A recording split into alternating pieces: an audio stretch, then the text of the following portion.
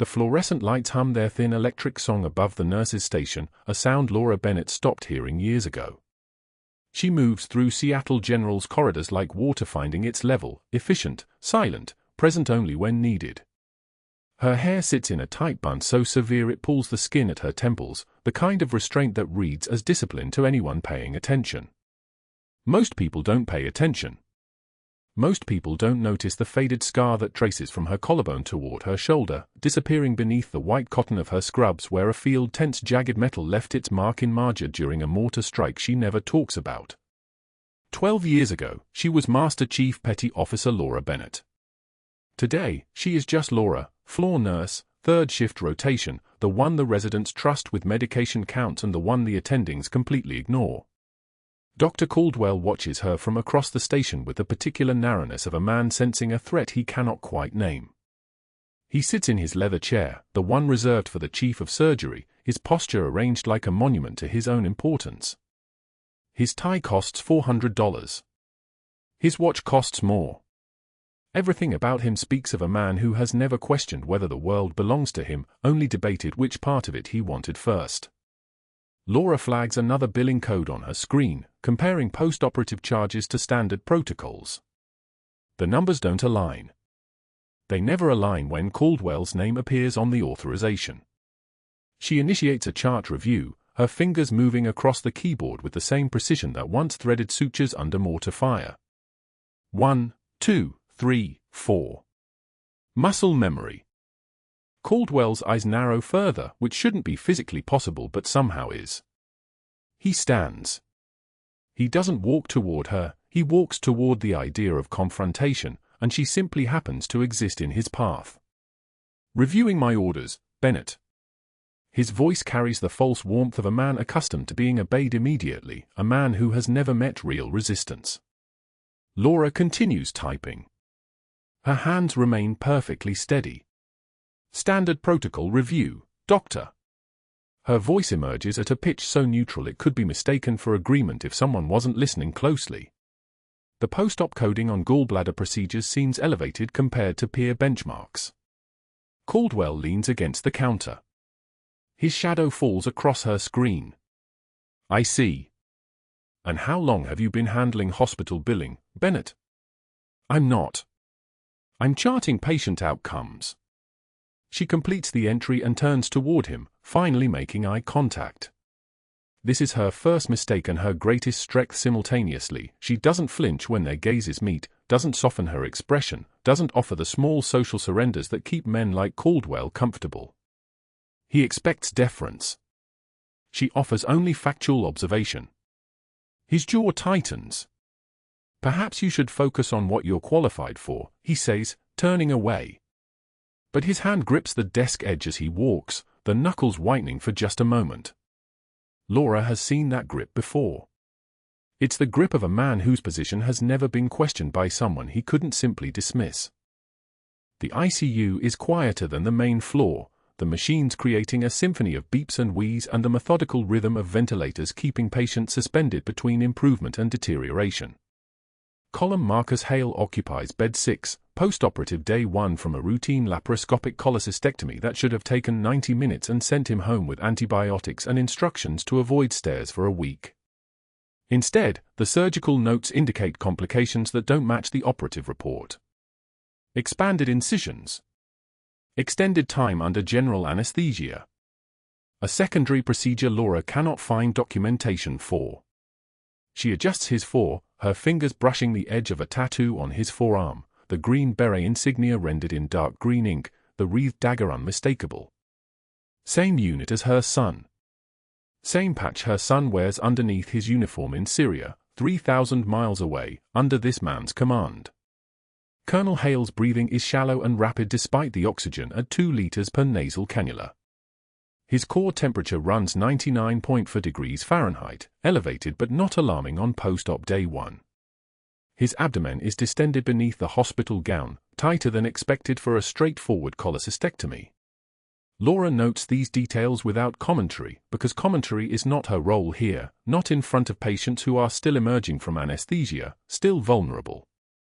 She reaches into her scrub pocket and touches the challenge coin there, her thumb finding the worn inscription in the metal. An old habit. A talisman from a different life.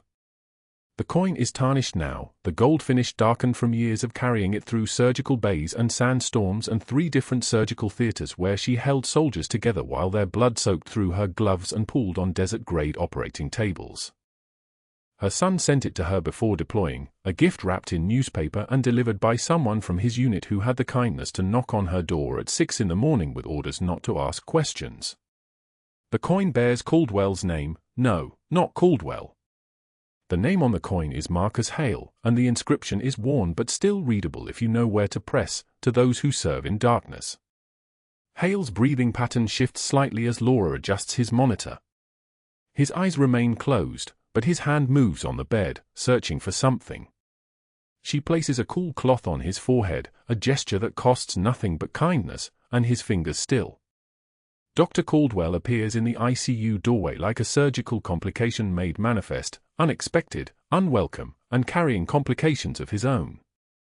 He stands for a moment, blocking the exit, his presence somehow making the room feel smaller. The machines behind Hale's bed beep once, twice, then settle into their regular rhythm. Colonel Hale is under my post-operative care, Caldwell announces, though he's speaking to Laura, not to the patient. It's a statement of claim, territory marked and defended.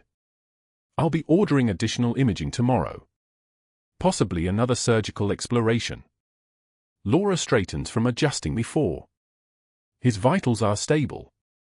Temp is trending down.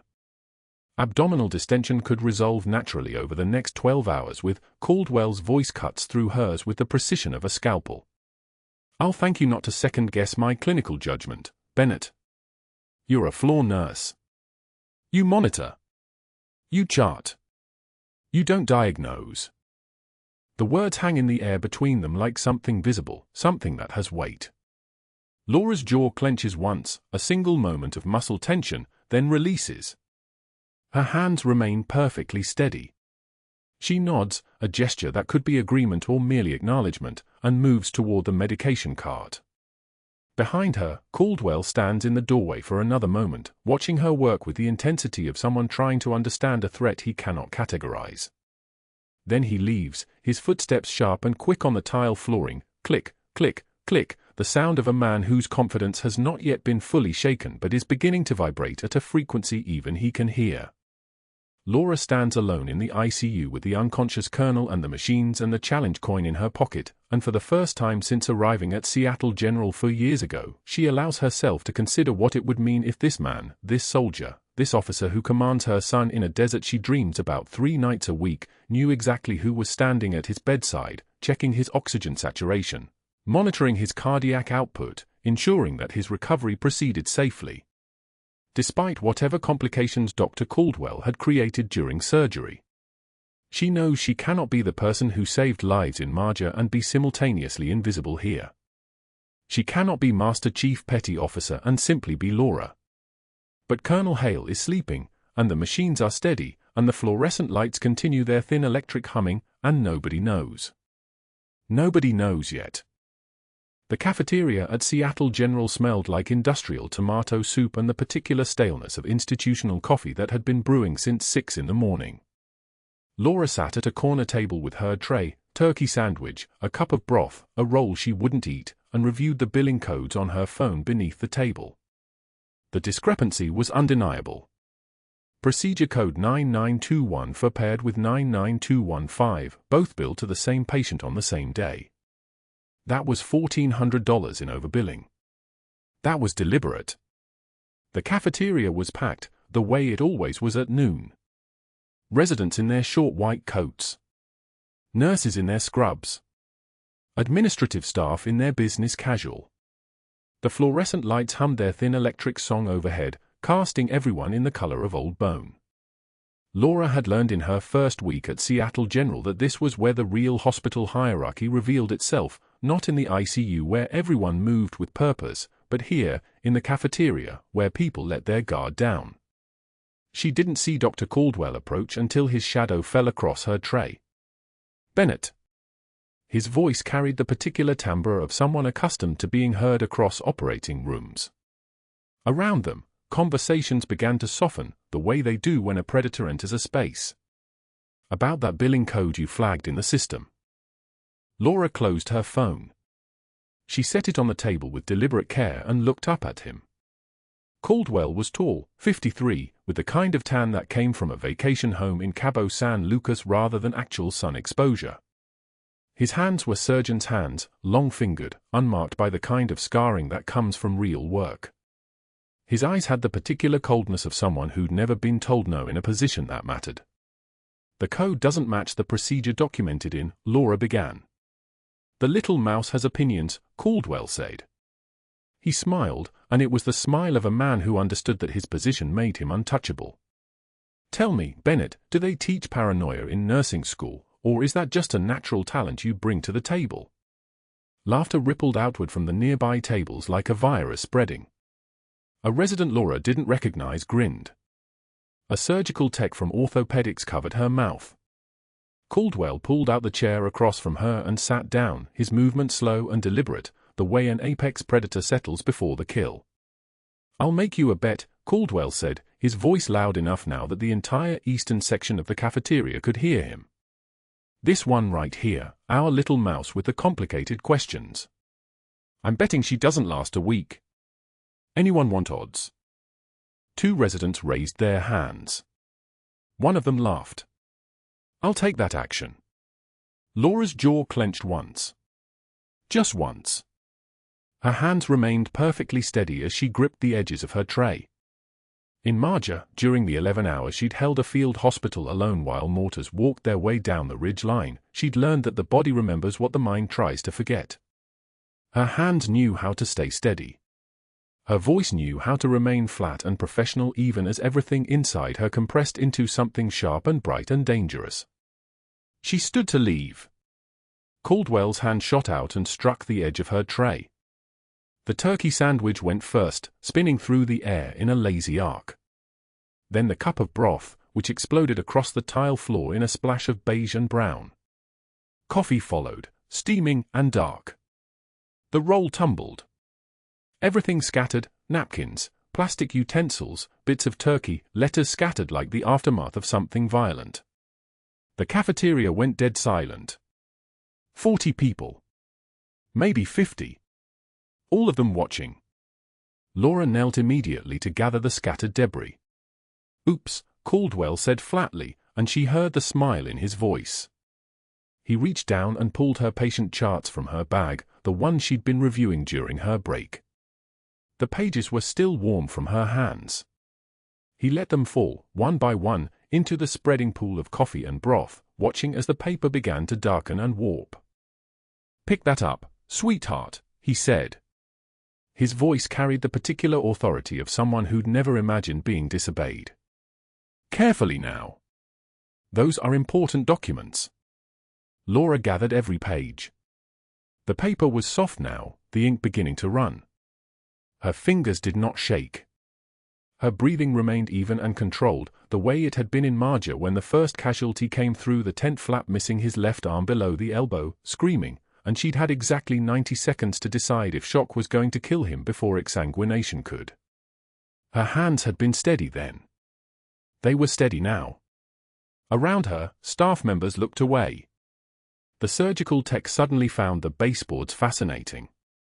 A young nurse, probably in her first month, stared very hard at her own sandwich. Nobody said anything. Nobody moved.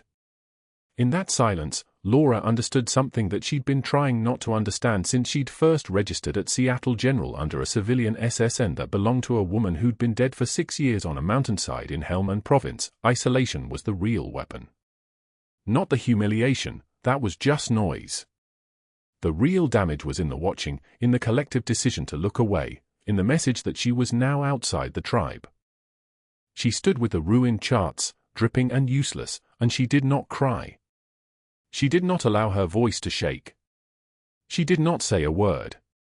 The silence that she carried out of the cafeteria was the silence of someone who had already survived things worse than this, and Caldwell would never understand that, and that was fine, because he would not need to. That night, Laura sat on the floor of her apartment in a converted warehouse in East Village, surrounded by cardboard boxes that she hadn't bothered to unpack in 3 months. The apartment was empty except for a bed, a desk, a chair, and the small stack of personal effects that the military allowed you to keep when they erased you from every database that mattered. The lights were off. Outside, San Diego was doing what San Diego did, being warm and expensive and utterly indifferent to her existence. She clutched the tarnished challenge coin in her hand. The coin was small, about the size of a quarter, made from aircraft wreckage and shrapnel from a Black Hawk that had gone down near Kandahar in 2009. Her commanding officer at the time, a chief warrant officer named Graves, had commissioned it from a metalworker in Kabul for $500 in cash that had come from no official budget. "You held that line for 11 hours, he'd said, pressing it into her palm with both hands in the military way, the way that meant something. That's longer than some careers. That's legend." It was the only thing she owned that proved she'd been someone. The only physical evidence that Master Chief Petty Officer Laura Bennett had been real, had mattered, had saved people when saving them cost everything. Her phone glowed in the darkness. A text message from her son, Danny, deployed 6 months ago to a place the military refused to name, a kind of place where you didn't call it a combat zone because technically it wasn't one. "Colonel Hale says you're the best nurse he's ever met, Mom. He knew you'd take care of him." The message was 3 weeks old. Danny had sent it after Colonel Hale admitted to the ICU, after Hale mentioned that he'd remembered Laura's face from their unit briefings, before the surgery that shouldn't have been necessary, before anything had fallen apart.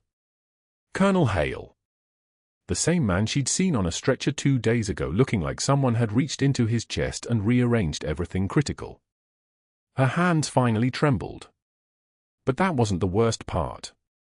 The worst part was that she'd already made a decision in that cafeteria, on her knees with wet charts in her hands, surrounded by people who'd decided she was nobody worth defending. The worst part was that she'd recognized the particular smell of Caldwell's cologne, Creed Aventus, expensive, the kind of thing that cost more than some people made in a week, and she'd noted it the way Marjah had taught her to note things. Details. Patterns. Vulnerabilities. She opened her personal notes on her laptop, the encrypted folder buried 3 directories deep. For the past month, she'd been documenting Caldwell's billing patterns. Not for the hospital, not for administration, not for anyone who could be compromised. For herself. Insurance codes paired incorrectly. Phantom contractor invoices that didn't correspond to any actual work orders. Kickback patterns hidden in the financial system like a tumor hiding in plain sight. 23 instances in 4 weeks. $347,000. She had been quiet because quiet was her advantage. She had been thorough because thoroughness was how you survived Marjah, how you survived the erasure, how you stayed alive when every institution that had ever known your name had decided you were better off dead to them. But nobody was looking away anymore. Not when Colonel Marcus Hale was upstairs in the ICU with complications that shouldn't have happened. Not when her son had trusted her to keep him safe, and she had failed before she'd even started. Laura pressed the challenge coin against her forehead and made a promise to herself in the darkness. She would wait. She would be patient. She would continue to be the quiet nurse that nobody looked at twice, the invisible woman that institutions felt comfortable ignoring. And then she would burn everything to the ground, starting with Dr. Caldwell, and she would do it so carefully, so methodically, so thoroughly that no one would ever see her hand in it. At 2:17 a.m., the smoke detectors screamed. Laura's head snapped up from the 3rd-floor nurses' station where she'd been reviewing post-op charts for the 4th time that shift. A sound like 1,000 tiny sirens at once, wailing in synchronous panic. Around her, nurses froze. One dropped a medication cup. The intercom crackled to life, delayed, too delayed, and a voice without urgency announced, possible electrical fire, 4th floor, storage room. Evacuation protocol. All personnel proceed to designated assembly points. Evacuation protocol meant stairs. Meant the ground floor. Meant away from the smoke. Laura was already moving toward it. She took the stairs 3 at a time, muscle memory overriding protocol. The stairwell was already filling with orderlies and nurses coming down, their voices overlapping in the tight spiral, someone asking if this was real, someone else saying they'd heard there was faulty wiring up there for months, nobody wanting to report it. Laura pushed past them, her hand on the railing like a guide rope, moving upward through the descending tide of bodies. The smell hit her on the landing between 3 and 4. Copper and scorched insulation. Burning plastic. Ozone. The kind of electrical fire that started hot and meant something had failed catastrophically, a transformer, a breaker, a wall of circuits turning into an inferno because nobody wanted to spend money on maintenance. Because somebody wanted to save costs. Because somebody had other priorities. The 4th floor corridor was smoke-thick, visibility maybe 6 feet. The fire alarm still screamed overhead, a sound like metal being torn apart. Laura moved through it like it was a familiar hallway. 3 years in Marjah. 273 days in a combat hospital where the walls rattled with mortars and the supply room burned twice from incoming. This was air she knew how to breathe. This was chaos with physics. The ICU was a different world on the other side of the double doors. Machines still beeped. Monitors still glowed. But the smoke was thicker here, hanging low like fog over water, and through it she could see the silhouette of 2 empty nursing stations and one corner room where she'd checked vital signs that morning.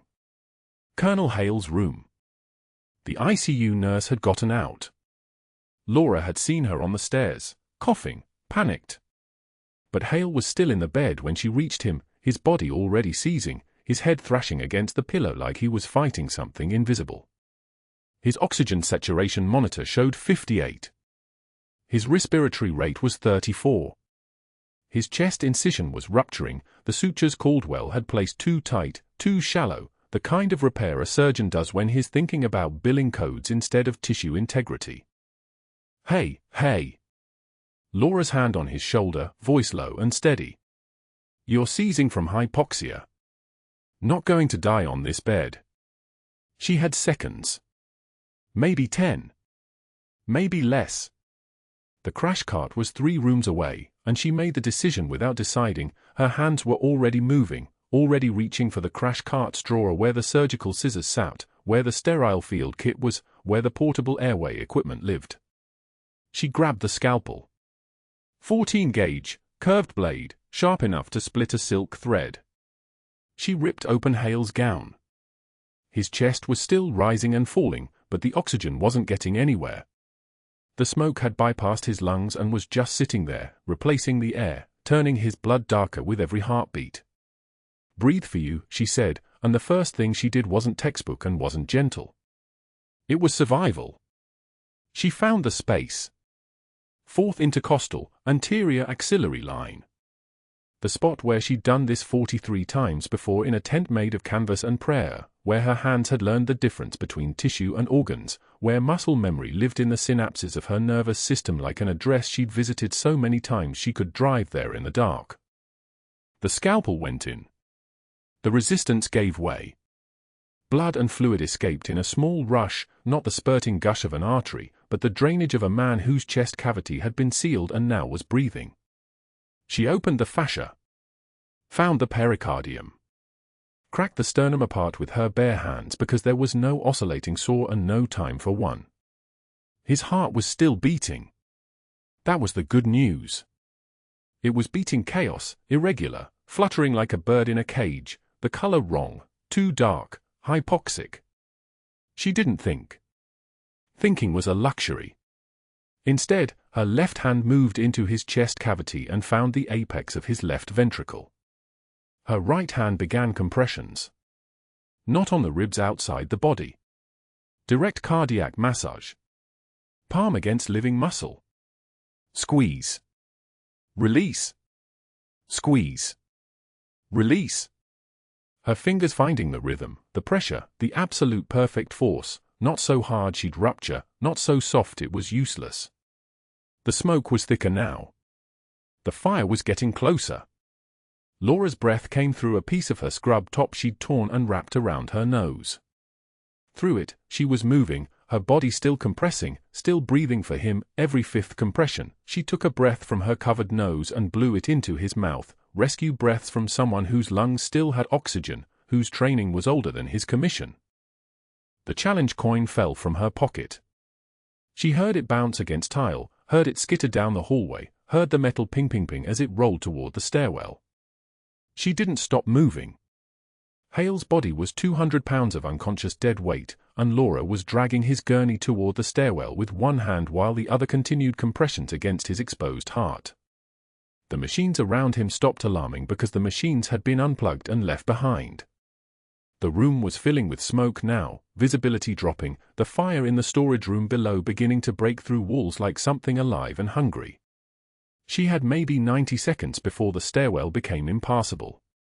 The first floor's landing had a ceiling tile loose and hanging. Laura didn't go around it. She went through it, her shoulder dropping Hale's weight onto her spine in a fireman's carry, her hand still moving, still pumping his heart against her shoulder blade every 5 seconds. His blood was soaking through her scrubs. She'd left a trail of medical equipment and fluids behind her, but she'd left him alive. The stairwell descent was muscle and memory. Left foot, right foot, compress. Left foot, right foot, compress. Breathe into his mouth. Left foot. Right foot. The smoke thinned as she descended. The air changed quality. By the second floor landing, she could see light below. By the ground floor, she could hear sirens. She emerged through the emergency exit at 2:34 a.m. with Hale's body in her arms and his chest still open and his heart still beating under her hand. The paramedics were already running. They had stretchers. They had equipment. They had the trained capacity to take what she was doing and turn it into something clinical and managed and survivable in ways that only trained people understood. 200-pound male, smoke inhalation with cardiac decompensation, she said, her voice not shaking because her voice never shook. Been on direct massage for minutes. Last known rhythm chaotic, now sinus. They transferred him in one motion, a dance choreographed by 1,000 drills, and she stepped back and her hand stopped moving and her body remembered it was allowed to breathe on its own. Behind her, the hospital was burning. The 4th floor was visible now, flames in the windows, smoke pouring from the vents. But that wasn't the worst part. The worst part was the silence from the rest of the building. The room's still full of patients. The nurses coming back in pairs now, the doctors materializing, the controlled chaos of a hospital in crisis beginning to organize itself into something manageable. Laura realized she was covered in blood. Hale's blood. On her scrubs, her arms, her hands, under her fingernails. The mark of someone who had been inside another person's body. The mark of someone who knew exactly where the heart was because she'd held it in her palm more times than she'd counted. She walked back inside because there were 5 other people still trapped in the building.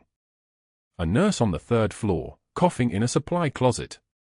An orderly on the 2nd floor near the pharmacy. 3 patients in the south wing whose evacuation had stalled near the blocked stairwell.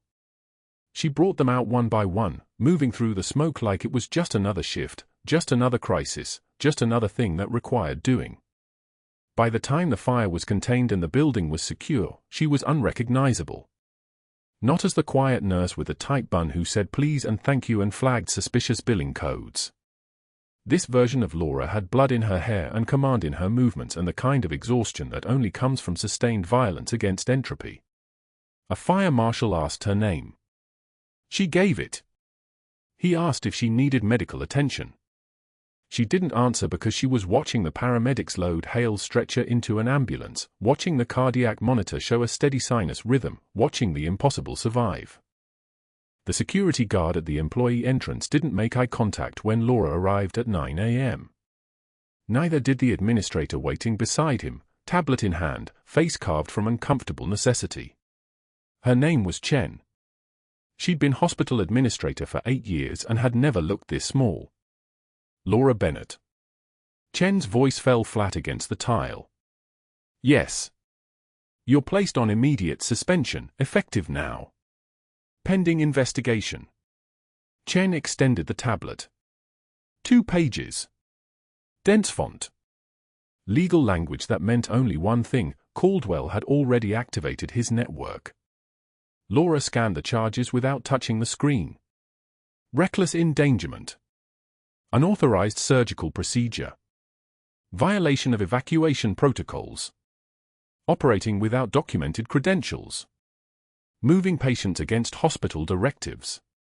Entering a condemned structural zone during active emergency. Every charge was technically true. Every charge buried the real story. Dr. Caldwell documented his concerns this morning, Chen continued, and Laura heard the rehearsal in it, words chosen by someone else, fed to her line by line. He states you performed a thoracotomy without authorization. Without proper training documentation. He's concerned about liability, exposure to the hospital, and risk to future patients. Colonel Hale's heart had stopped. Laura's voice remained level, the same measured tone she used when drawing blood or explaining discharge instructions. Asystole for approximately 4 minutes. I restored cardiac function. Your nursing credentials show no surgical training of that level. Chen's eye stayed on the tablet. She didn't want this conversation either. Our patient safety investigator will need to speak with you. His external, objective, brought in specifically because of the severity of the incident. Laura knew exactly who that investigator would be. Caldwell didn't make moves without calculating every angle. An outside consultant. Someone with no attachment to the hospital, which meant someone Caldwell had leverage over, a debt, a favor, a financial arrangement that would guarantee the outcome before the investigation began. Clean appearance. Professional distance. Plausible deniability layered like surgical steri strips. When? Laura asked. This afternoon. 3 p.m., conference room 7. Chen finally looked up, and there was something like apology in her eyes. He's already contacted your nursing school to verify your training records. As a formality. Laura's jaw tightened once. The fabricated references. The credentials Caldwell had been waiting to use as leverage the moment she became inconvenient. The Navy had erased Master Chief Petty Officer Laura Bennett from every database when she surfaced from Helmand Province. No service record. No medical training. No proof that she'd spent 12 years with a scalpel in her hands, pulling shrapnel from men whose names she still remembered in the dark. The nursing school credentials were the cover story her handler had constructed. Real institution. Real administrator, a retired Navy captain who'd been paid handsomely to exist as a reference. But if anyone actually called, if they went through the steps of legitimate verification, the whole structure would collapse. Caldwell knew that. He was counting on it.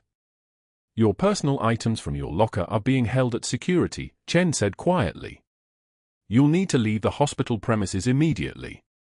You're not to return until the investigation concludes. How long? The investigator will have preliminary findings within 72 hours. Formal recommendation within a week. Chen was reading from something now, something she'd been given. Dr. Caldwell has recommended immediate termination and possible referral to the State Nursing Board for credential review. The State Nursing Board. That was the escalation. That wasn't just firing. That was character assassination. That was making sure she couldn't work anywhere in California, anywhere in the country if they coordinated with other boards. That was erasing her second identity as completely as the military had erased her first one. Laura stood. The movement was smooth, controlled, the kind of physical discipline that came from 12 years of operating in silence. I understand. She walked out of Chen's office and down the corridor toward the employee entrance. The fluorescent lights buzzed overhead like insects trapped in plastic. Her shoes made no sound on the linoleum. She'd learned long ago how to distribute her weight, how to move through spaces without disturbing them. Behind her, she heard Chen's phone already ringing. The investigator, probably. Caldwell, maybe, confirming that the operation had begun. At the security desk, the guard handed her a cardboard box containing her spare stethoscope, the small photo of her son in his deployment uniform, 3 protein bars she'd kept in her locker, and her cardigan. Her badge had already been deactivated.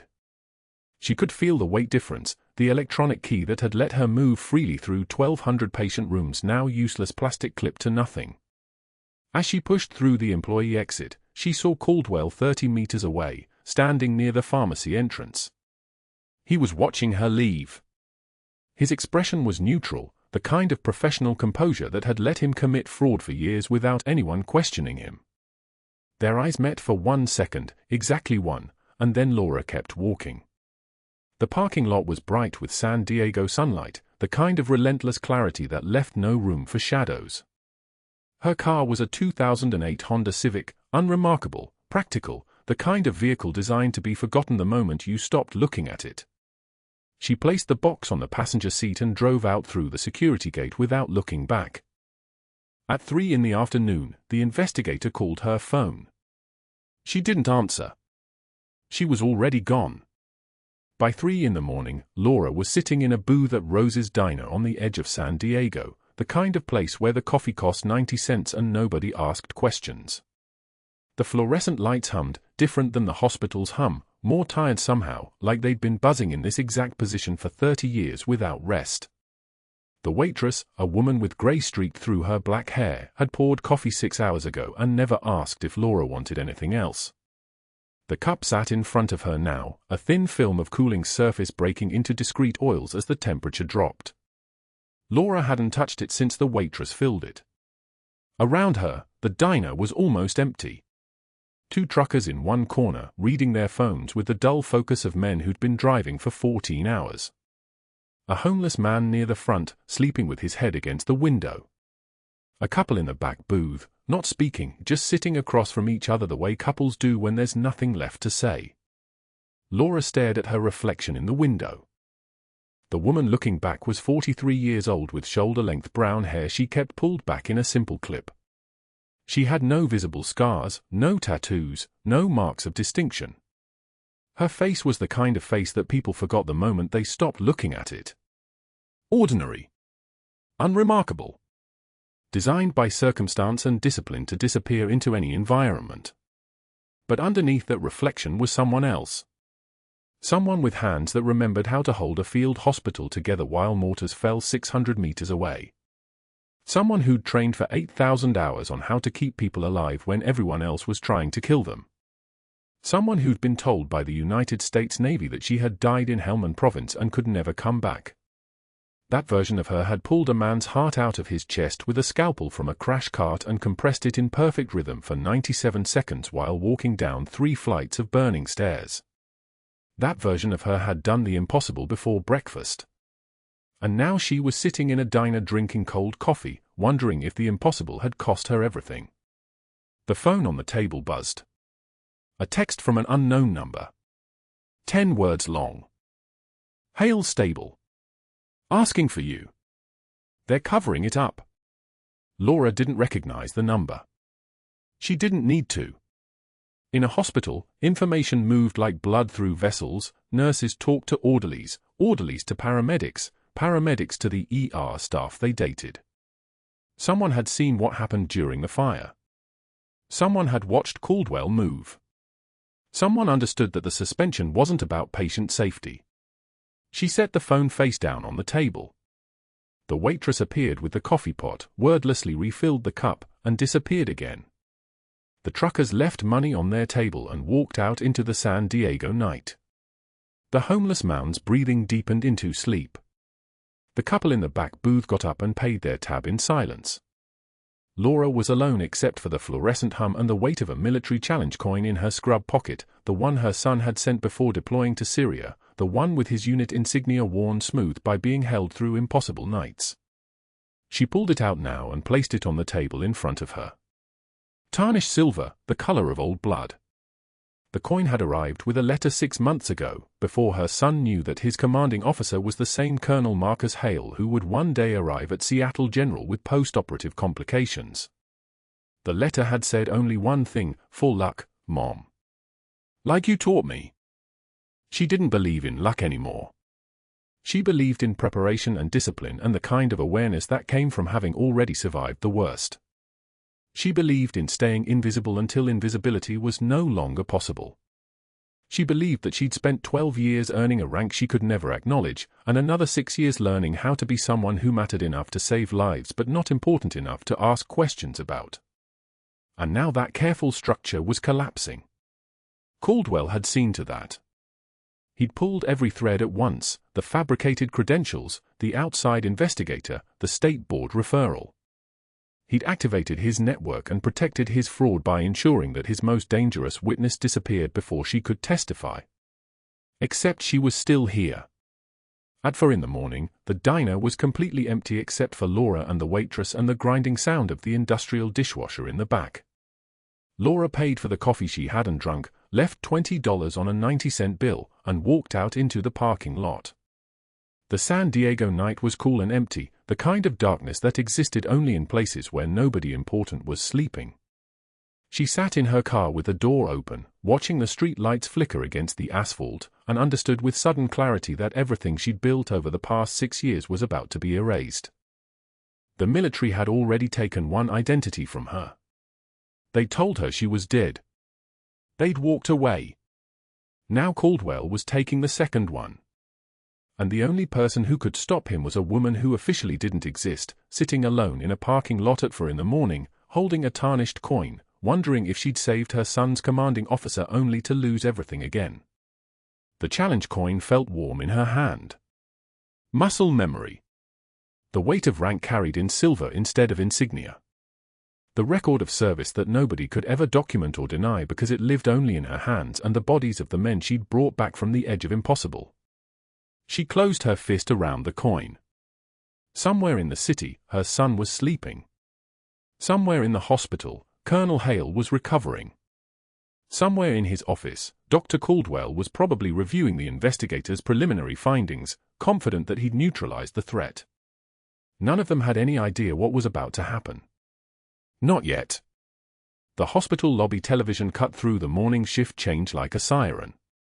The anchor's voice carried across the marble floor with the weight of breaking news: decorated combat medic missing for 6 years found alive, Master Chief Petty Officer Laura Bennett, believed killed in classified operations, identified as nurse who rescued patients during Seattle General Fire. The words hung in the air like shrapnel, precise and irreversible. A photograph appeared on screen: Laura in dress blues, 2017, jaw set, eyes like steel that had seen Marjah. Then a newer image: Laura in scrubs, half turned away, the quiet nurse no one had noticed. The two images side by side. The same woman. The room didn't go quiet. The room stopped breathing entirely. Laura stood at the security desk gathering her personal belongings into a cardboard box: the envelope from her suspension, her employee ID, a half-empty bottle of hand sanitizer. 3 days had passed since Caldwell orchestrated her firing. 3 days of phone calls that went nowhere, of lawyers who wanted retainer fees she didn't have, of wondering if saving a man's life had erased her own. She didn't look at the television. She didn't need to. The nurses around her had gone motionless, their eyes moving between the screen and the woman in front of them, watching her hands move with the same clinical precision that had performed emergency thoracotomy at 2:38 a.m. with a crash cart scalpel and the muscle memory of 12 years she'd been ordered to forget.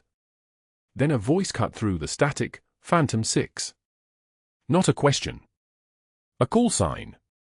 The kind of call sign that belonged to special operations, to classified missions, to names that had been erased from every database. Laura's head snapped up from the cardboard box. Wheels. A wheelchair crossing the lobby tile with the sound of purpose. Colonel Marcus Hale, 3 days post-recovery, chest wrapped beneath his uniform shirt, moving forward with the bearing of a man who had spent 23 years commanding Green Berets in mountains where the air burned. His eyes found hers across the lobby's expanse like targeting. Not a search. Recognition. The elderly veteran security guard, 72, 60 years carrying a badge, a man named Torres who had walked these halls for longer than most nurses had worked, stood at attention. His voice cracked and steadied: Master Chief Petty Officer on deck. 5 words. Not a greeting. A formal acknowledgement. A declaration that the order of this place had shifted on its axis. Other staff members turned. Someone whispered. The morning shift supervisor froze with a cup of coffee halfway to her lips. Through the glass doors, 2 unmarked vehicles pulled into the ER bay. Not ambulances. Black Suburbans with government plates. The kind that didn't announce themselves but announced themselves anyway. The hospital administrator, a woman named Chen with 20 years navigating bureaucracy and compromise, pushed through the gathering crowd carrying a manila folder thick with documents. Her face carried the expression of someone who had received a phone call at 6 a.m. from the Pentagon and was still processing the implications. She approached Laura, not Caldwell, not the board of directors taking this moment to contemplate their collective liability. Just Laura. The folder opened.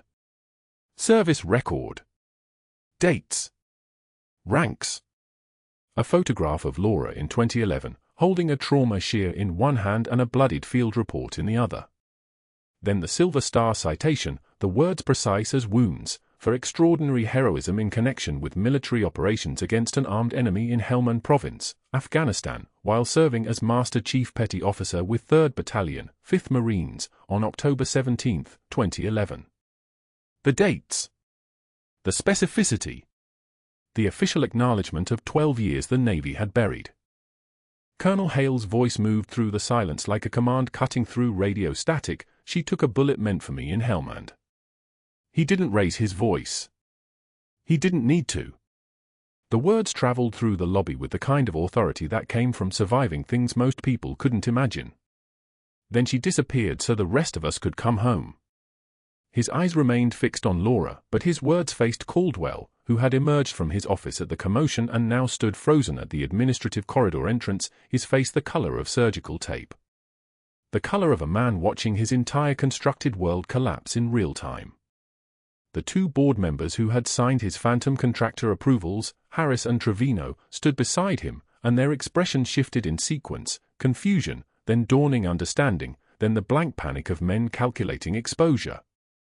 The next words out of Caldwell's mouth would have been a denial, a counter-narrative, a lawyer's phone number, but there were no next words. Within 4 hours, investigators arrived wearing dark windbreakers with NCIS across the back. Federal investigators. Hospital compliance officers carrying boxes marked Exhibit A. They moved through Caldwell's office with the precision of people who already knew what they would find because someone on the inside had opened the filing cabinets ahead of time. Chen, working with someone from the Pentagon who had called at 6 a.m. and said only, "We need everything." Billing records, contractor agreements, board meeting minutes for the last 18 months. Everything. The faulty wiring on the 4th floor, the phantom electrical contractor who had never existed, the 3 invoices totaling $47,000 for repairs never performed, all of it surface evidence of a deeper corruption that Laura's meticulous charting had documented without knowing she was building a case. The pattern emerged in hours. $2.3 million over 18 months. Unnecessary procedures. Inflated complication rates to justify repeat surgeries. The surgery on Colonel Hale, a routine post-operative procedure that shouldn't have required a second anesthetic, listed as an emergency intervention. The kickback scheme, board members signing off on fraudulent contractor work in exchange for cuts funneled through dummy corporations in Delaware. The outside investigator admitting under oath that Caldwell had paid him $12,000 in consulting fees in 2023. The phone calls made real time. The board chairman resigning before the subpoena could arrive. Harris and Trevino offering state's evidence before their lawyers could advise silence. Caldwell's face going from white to the color of ash as the scope of his exposure became clear. Laura watched from the 4th floor nurse's station, now reinstated with full back pay, her ID restored but her name permanent now, no longer invisible, no longer the quiet nurse no one remembered. Through the windows overlooking the administrative wing, she could see investigators carrying boxes from Caldwell's office. The stacks grew. 3 boxes. 7. 12. Each one a count, a charge, a closing door. His network had taken 18 months to build and 4 hours to dismantle. The lieutenant colonel conducting the investigation approached Laura at 3 p.m. with a single question: "You're charting. The inconsistencies you flagged. That was intentional documentation, wasn't it? Laura didn't hesitate. Pain is data, sir. I documented what I observed. The officer, whose bearing suggested JSOC task force experience, whose eye suggested he had seen classified operations collapse and been rebuilt, simply nodded and walked away. He already knew. They all already knew. That had been the point of the 6 a.m. phone call from the Pentagon. The medical board's letter arrived by certified mail at 4 p.m. Caldwell's license was suspended pending trial. Criminal charges would follow. The hospital's settlements for unnecessary procedures and post-operative complications, 7 lawsuits filed by patients whose surgeries had been medically unnecessary, totaled $847,000. His assets froze during discovery. The bank account that had held kickback money was seized. The accounts in his wife's name were subpoenaed. By 6 p.m., he was escorted out by investigators in handcuffs, the same corridor he had walked that morning as the chief of surgery, the man who set the tone for the entire hospital's ethical framework. His absence created a vacuum that felt like breath. At 6:53 p.m., as Laura was finishing her shift paperwork on the 4th floor, her phone buzzed with a message from a number she hadn't seen in 3 years. Her son's number. His message read, "Colonel Hale told me what you really are, Mom. Why you disappeared. Why you never talked about before. I understand now. I'm proud of you." The word sat on the screen like sunlight breaking through water. Below that, another message, this one from Colonel Hale, "Your challenge coin was on the stairwell. 3rd floor landing. Kept it clean. You should have it back." Laura checked her scrub pocket and found it, the tarnished coin, now polished to a shine that caught the hospital light, the emblem of her unit visible again, the word she'd carried unseen for 6 years now visible enough to read, Master Chief Petty Officer Bennett, Phantom 6, forever. She held the coin in her palm for exactly 10 seconds. Then she slipped it back into her scrub pocket where it belonged. 6 months later, Laura walked through Seattle General's corridors in her Navy dress uniform for the first time in 12 years. The uniform moved with her like a skin she'd never removed. The hospital had organized a ceremony honoring the fire rescue, 6 lives saved, 1 woman who had run towards smoke instead of away from it. Chen gave a speech about heroism and institutional values that rang hollow given the previous 6 months, but Laura didn't listen to the words. She listened to the room acknowledging what had always been true, the quiet person standing in the corner was never quiet. She was only invisible until she chose to be seen. Through the windows overlooking the parking lot, she saw Caldwell at a folding table in the strip mall across the street. He wore a cheap polo shirt with a supplemental insurance company logo stitched across the chest. Disbarred physicians didn't have many options. Insurance sales was one of them. He sat alone at the table, no customers, watching other people walk past without seeing him. He looked up once and saw Laura watching from the window. Their eyes met across the distance, across the fire, across the surgery, across all the ways his ambition had built something that couldn't survive truth. He looked away quickly. The ceremony lasted 20 minutes. Chen presented Laura with a Valor Award. Hale stood beside her in his uniform, fully recovered, his surgical scar hidden beneath dress blues. The photographer from the hospital's public relations department captured the image, a Master Chief Petty Officer in dress uniform standing with a decorated Green Beret colonel, both of them scarred in ways that showed in their eyes. After, a young floor nurse, maybe 24, maybe new enough to still believe in the myths of medicine, approached Laura shyly and asked if the stories were true. If she really had performed thoracotomy with a crash cart scalpel. If she really had carried a colonel through 3 flights of burning stairs. Laura's voice was quiet when she answered, but clear, the ones who have seen the worst often give the most. The nurse nodded like she understood, though understanding would take years. Laura returned to her shift, still efficient, still precise, but no longer invisible. She stood in the light now, her hair loose for the first time in 6 years, the shadow finally lifted. Her name on the hospital directory was no longer hidden, Master Chief Petty Officer Laura Bennett, RN, on loan from the Navy to conduct a broader investigation into fraud at military-adjacent hospitals, using her position as both nurse and former combat medic to identify patterns that other people couldn't see. Her testimony had helped secure indictments. Her charting would be used as evidence in trial. Her voice, when she finally spoke, carried the weight of someone who had held silence for so long that speaking felt like breathing. Through the window facing the parking lot, the folding table sat empty at 9 p.m. The supplemental insurance brochures had blown away in the wind, tumbling across asphalt like leaves, leaving no trace. Caldwell had locked his car at 6 p.m. and driven home to a house that wasn't entirely his anymore, to a future that had narrowed itself down to legal bills and contempt.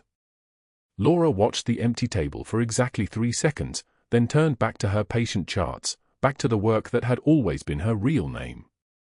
If this story resonates with you, if you believe in the quiet people who change everything, subscribe for more untold stories of hidden heroism and institutional reckoning. Like this video. Comment below, have you ever been underestimated by someone who didn't know your true value? Sometimes the most powerful warriors wear scrubs instead of dress uniforms. See you next time.